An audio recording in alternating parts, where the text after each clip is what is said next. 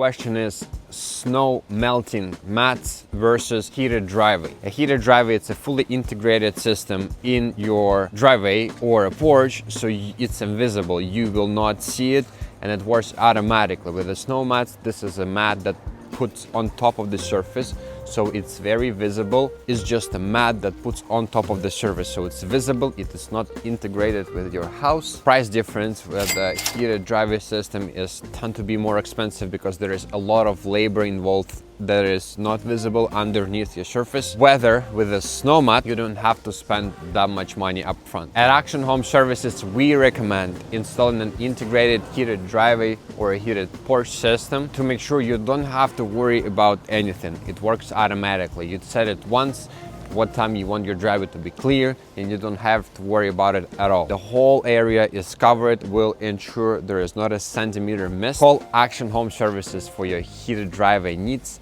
installation, design, and the completion in Toronto and GTA area.